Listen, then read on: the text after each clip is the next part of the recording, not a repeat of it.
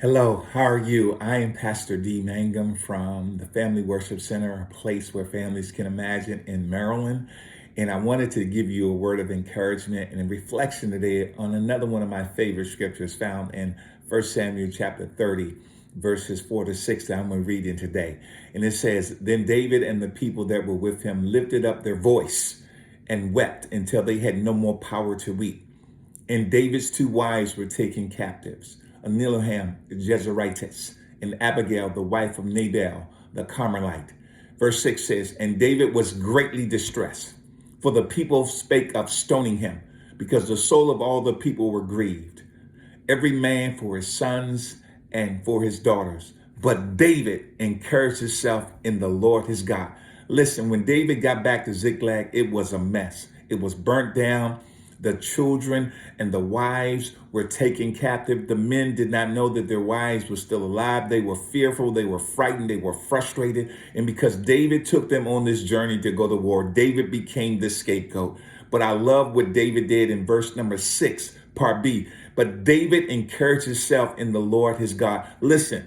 Your situation may be jacked up like David. You may be facing ultimate, crushing situation and people are blaming you. But guess what?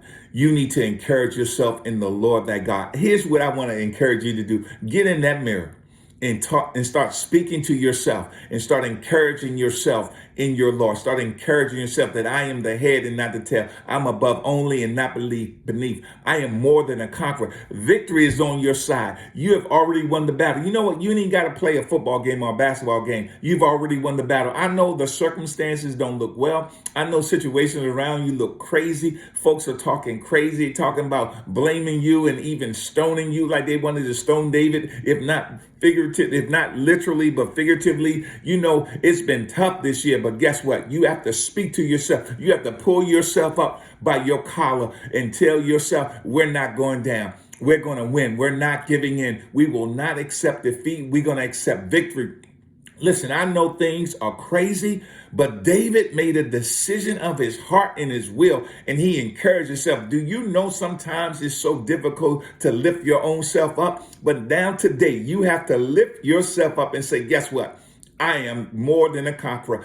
I have already won the battle because the battle is not mine. So today, speak to yourself, speak to your situation, says that I am victorious. We are going to find a blessing in every difficult situation. We are going to win this thing because I speak to myself. Myself is better. My situation is better.